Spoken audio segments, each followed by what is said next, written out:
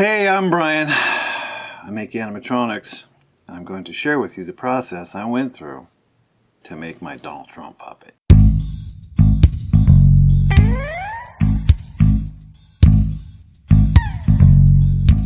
In my last video, I went into why. Now I'm going to go into how. This is going to get pretty deep into the animatronic weeds. I'm going to cover computer-aided drafting and design, 3D scanning, 3D printing, and building mechanisms. So I hope you're into that sort of thing. Early 2017, shortly after Donald Trump had been elected president, I was contacted about doing a television show, a weekly satirical puppet show. The puppets had to be produced fast.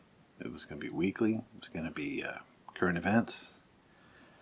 And I felt that 3D printing held a lot of possibility for making that happen. Initially, I created a super simple ventriloquist puppet. A head on a stick with a mouth. So then I developed a basic mechanical core that could serve as the foundation for a wide variety of puppets. Once I had that pretty well worked out, I turned to my good friend Liz McGrath. She's an amazing artist and an awesome person.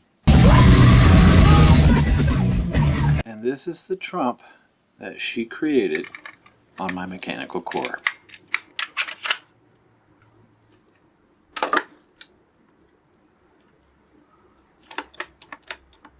This was as far as the development went for the Trump puppet, before the television show lost steam and went away. But the seeds for a new process of making puppets were firmly planted in my mind. Fast forward a few years, 2020, I decided to dust off the Trump puppet concept and see what I could do with it. In the intervening time, I'd been working with 3D printing, and I felt I had a good workflow. And it was time to demonstrate what I'd learned. The early stages of any project is basically developing some ideas, some sketches. So I went online to find some reference material so that I could create a convincing caricature of our new illustrious leader. There was plenty to be had.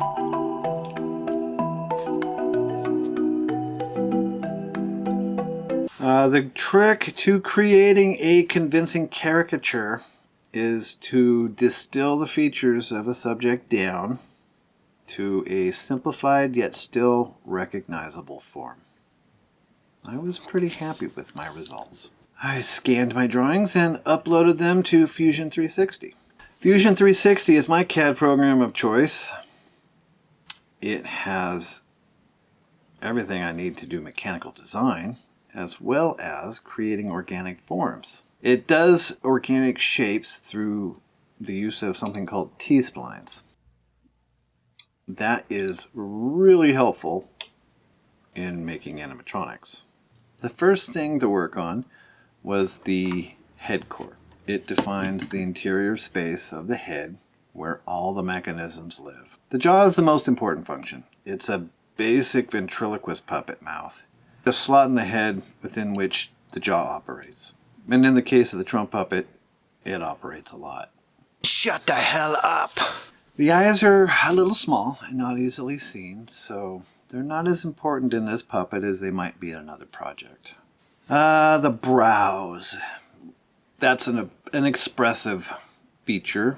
The pivots are in between the eyes so that we get angry eyes, which is kind of important for a Donald Trump puppet.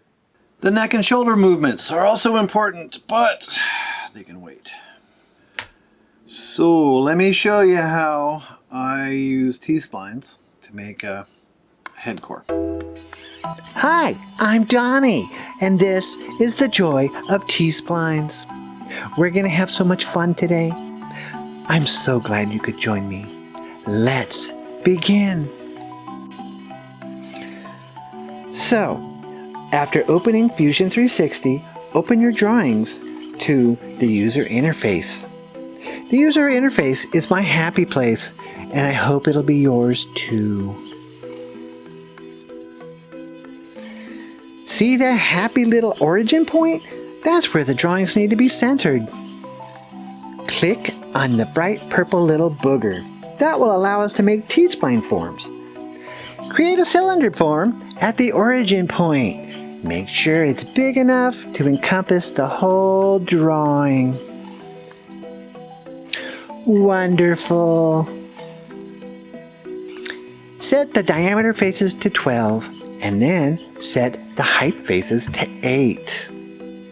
Make sure the cylinder width is symmetrical. That way both the right side and the left side can be just the same. Yeah. Now, move the cylinder over the face, just like a big old hug. I like big hugs, don't you? Now it's time to use edit form to squeeze the T splines into the shape of the face. We're going to use edit form a lot. I hope you like it as much as I do.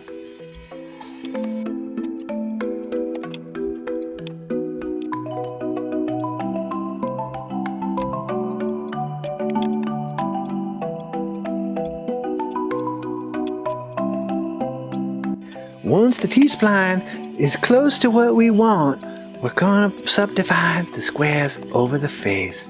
That way we can get even more detail. Yay for detail!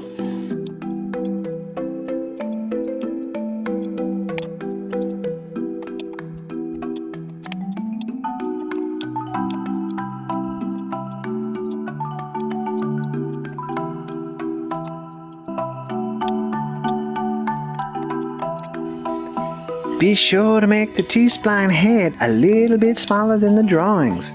We're going to sculpt on this face a little bit later. That will be so much fun. Now, once the head is just what we want it to be, it's time to thicken the shell to 1/10 of an inch. This is so we can 3D print it.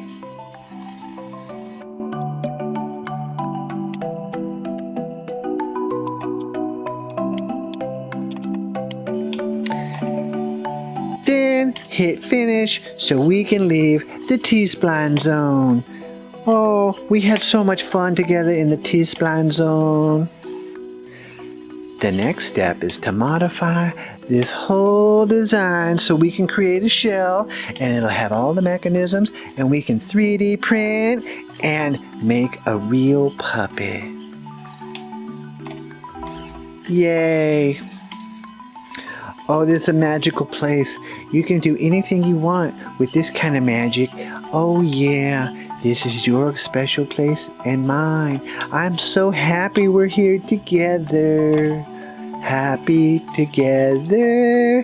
La la la la la la la la la la la la la la. Oh, I'm sorry. Did I go off on a tangent? Sorry.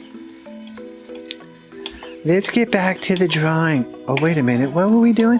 T-splines. Happy little T-splines. Happy T-splines. I'm so happy. It's the medication. It makes me happy. Actually, I'm kind of just high on life. Do you like my drawing? It's a self-portrait. I've changed my hairstyle though. But this is still my favorite. You know that guy who was just on? Yeah, he's kind of an asshat. Ignore him.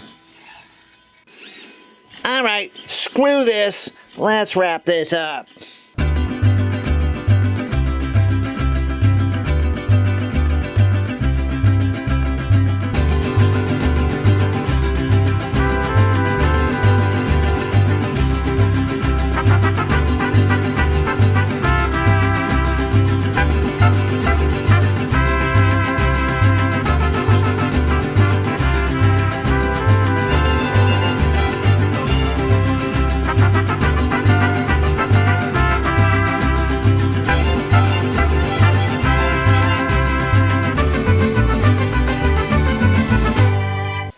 Like and subscribe!